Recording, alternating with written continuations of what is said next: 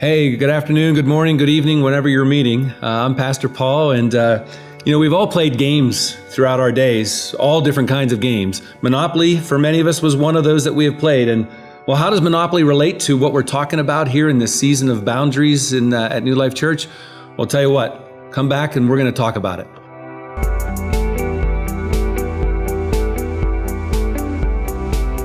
Well, you'll get an understanding that Monopoly, let's face it, it's a game about money. And that's what we're going to be talking about here a little bit today as we're talking about boundaries. Boundaries are a good thing. When we have boundaries provide freedom for us. I think about, when we first moved here, Daniel, my 4-year-old, would run outside our house and we would all get anxious and worried and upset because we never knew where Daniel was going to go. But then the church blessed us, Tracy blessed us and built that fence for us. And now we have freedom. We have a boundary. And within that boundary, we have freedom because Daniel can go out and have an amazing time and we don't have to be worried. And that's what we're talking about with boundaries. When we have good boundaries in place, especially if they're God-honoring boundaries, they provide freedom for us to have an abundant life that God gives to us. And this week, if you were in church on Sunday, we're talking about boundaries in the area of a hot button topic in many of our families, and that's finances or money. We all deal with money. In some way, some shape or form, we're always dealing with money. And so we're trying to figure out what are those God-honoring boundaries that we can put into place that help us to have an amazing life. So one of the primary texts that we look at in this past week in church was looking at that passage, which is in Matthew chapter 6, verse 33. And it goes like this: "But seek first his kingdom and his righteousness, and all these things will be given to you as well." Now you think about that, if he's the king, that means that he's in charge of what we're talking about. And in this text, we're talking about money. So seek first the kingdom, that means we're placing Jesus over us in the area of money.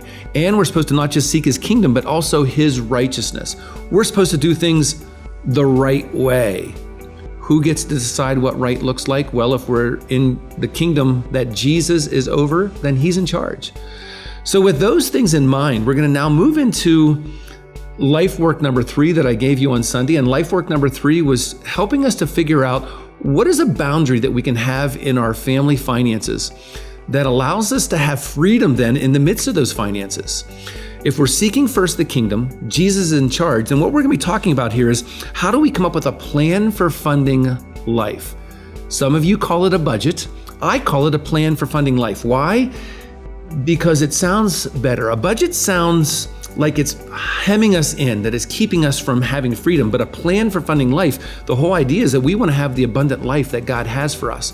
What's that plan that we can put into place that God helps direct so that we can have the abundant life that Jesus has for us? And so we're going to be looking at these 4 different points that I put out here, and we're going to be looking at some great nuggets that come from the book of Proverbs. The first thing we need to do is, number 1, we need to honor God first.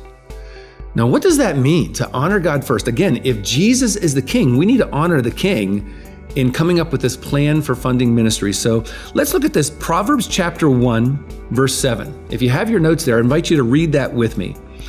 "The fear of the Lord is the foundation of true knowledge, but fools despise wisdom and discipline." If Jesus is the king, then we need to be looking to God, to Jesus, for the wisdom and that reverence. That the fear, another word is reverence. That's understanding, it's revering God, realizing that he is God, the almighty God, the powerful God. We need to revere him and trust him that he has a clue of how to do our finances. So with that understanding, how do we honor God then with this plan for funding life? So I have a couple questions there for you to consider. What does it look like in a plan for funding life, or a budget, if you want to call it that? What does it look like to honor God first with our money and with our stuff?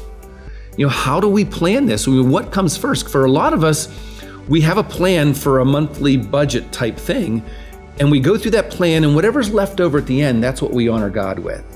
And is that really honoring God?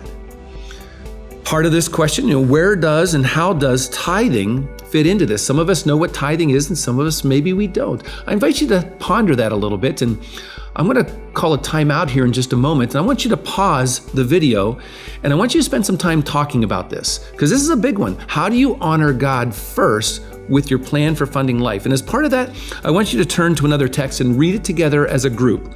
It's Malachi chapter 3, verses 7 through 10. And it tells a little bit there what God's heart is in this area of tithing. And I want you to talk about that a little bit. What does it look like to tithe? And how do we do that? And how do we honor God first with our plan for funding ministry? So time out, pause it, and spend a little time talking about these opening questions with your group.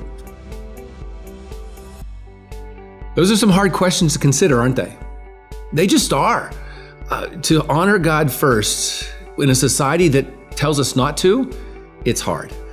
You can keep those questions coming here a little bit later. You can talk more about that. Let's go on to number 2 and number 3 here. Number 2, get specific. When we're coming up with a plan for funding life, sometimes we just say things like groceries and miscellaneous and utilities, and we end it with that. Well, to really make this work well, you need to plan and be specific. Let's look at Proverbs 21, verse 5. It says this, read it with me. Good planning and hard work lead to prosperity, but hasty shortcuts lead to poverty. You know, planning is so important. And if you're making a specific plan of what your plan for funding life looks like, you can be a lot more, have a lot more boundaries and a lot more freedom to be able to do what you want to do. Let's face it, it's hard to come up with all those understandings of what the bills are going to look like. But be specific. You know, how much miscellaneous, what's in that miscellaneous? Figure that out, because that's the one that can get us into trouble. You know, put all the utilities down, put all of your insurance down that you have to pay. If you know what the kids' dancing is or the cost for being involved in different projects, put it down. Make sure you have it down there so that you can have a better understanding of what money you do have left over at the end. And as you do that, think about this. What expenses are necessary? Which expenses would bless God and which ones would not? You know, many times I've sat with couples in counseling, and it's always been fun to ask them that question. What are those non-negotiables, those things that they feel that they have to have in a budget? And some of the things that they list, like, you know, the many cable channels that they have on TV, you know, the huge phone bills that they might have for all the bells and the whistles. How many Starbucks do you have during the month? And a lot of those things are in those miscellaneous that we don't really take notice of. And some people think those are the non-negotiables, and boy, do they add up. So I want you to be specific. Think about that. What are those necessary things that we need to have in our plan for funding life? Those boundaries that allow us to have life. The other thing that we move on to then, number 3, plan to save. We don't always do that. We don't plan to save. We usually say, well, whatever's left, maybe I'll put that into savings. So here's, you know, another proverb for us to look at, another nugget of words of wisdom. Proverbs 21:17. Read that with me, would you? Those who love pleasure become poor. Those who love wine and luxury will never be rich. Again, you know, if we don't have a good plan laid out, a boundary, we're not going to have those abilities to have those extra things, those things that we need to save up for to be able to do later in life. But here's some other questions that we have to consider. You know, what does God say to some of these questions here? How much savings is necessary? You know, there are things like college that we need to save for, Christmas clubs, vacations, retirements, all those extra savings accounts out there. As a Christian, how much of that is really necessary? Is a rainy day fund necessary for a Christian? If it is not in the plan or budget, is it going to even happen? Savings. You know, as a Christian, if we're talking about having to faith in God, having to trust in God, you know, the question of savings, it comes up.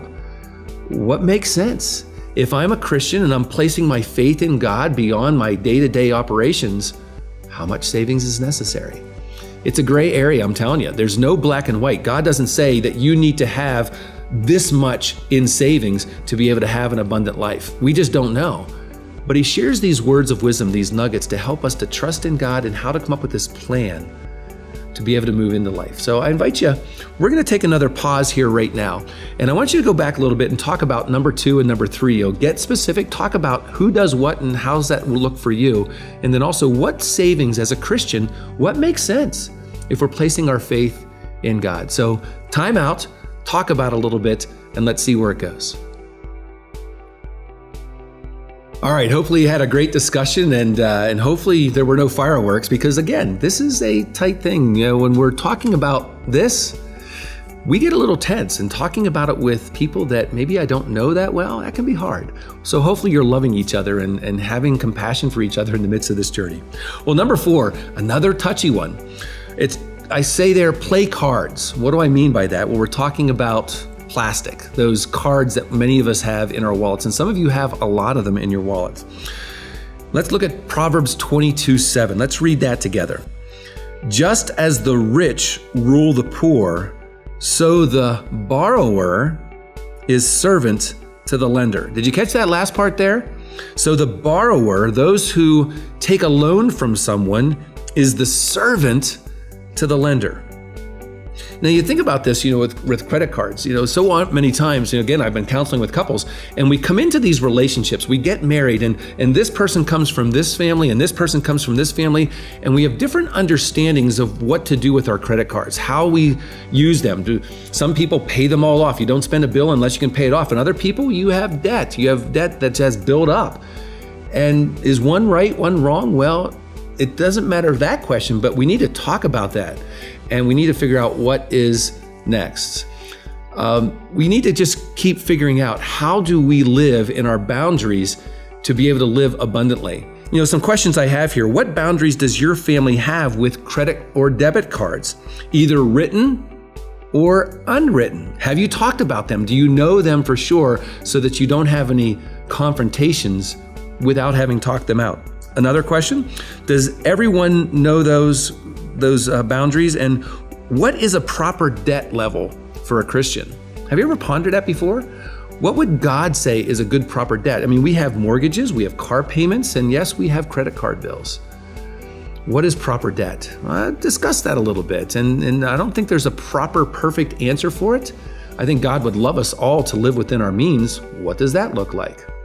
Another question here, if you carry balances, do you check back on the plan? If we have debt, do you have that in your plan for funding your life? Because so many times we get to the end of the month and all of a sudden we have these credit card bills, and boy, we didn't plan for that, and how do I now make ends meet if we don't? So you always have to be checking back with that plan. So that's another thing that we have to consider. How do you use credit cards, and how do we do it wisely? I know Dave Ramsey in Financial Peace, for some people, he says we just need to cut those cards. Get rid of them, because so oftentimes that's where the debt comes from, because it's so easy to swipe, it's so easy to plug in that chip and let those debts run up. So you need to talk about that and figure out what is right for you and your family. The cool thing is, for some of us, we get points or we get money back when we use them, but we need to be careful. And we have to have those boundaries in place and understand how to live within those. The last thing I want to mention there was life work number 4. One of the hardest things to do is, we can have a great plan for funding ministry, and I go through my month and I've spent all my money, but what happened? I still don't have money left at the end of the month. Where's this great life that God had for me? Well, a lot of times what we don't do is we don't go back and check. We get those credit card bills in the mail, and what do we normally do? We write them out the check and we pay the bill. But how often do you look at that bill and try to figure out, what did I actually spend my money on? Boy, that can be an eye-opener if you do that. I challenge you, go back and look at those bills and see how they all fit back into your plan for funding life. For groceries, if you had $500 laid out for groceries, check how much did you actually spend on groceries that month. If you had so much money laid out for going out to eat, how much did you actually spend on that? As you check back and see how much your money actually laid out with your plan, how much did it actually make sense? Sometimes you're going to be surprised and to see what you actually spent your money on. So check back. If you're not doing that, you're not figuring things out. Let's look at that last proverb there for life work number 4. It's in Proverbs chapter 21, verse 20. Read that one there at the bottom of the page. The wise have wealth and luxury, but fools spend whatever they get.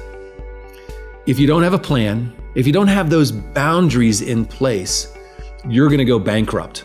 It's just going to happen. In Monopoly, if you don't have a good plan and if things in life are ruthless to you, you're going to run out of money. But just like in a game of Monopoly, if we stay within the boundaries and if we do it to honor God, God says that we will have a blessed life.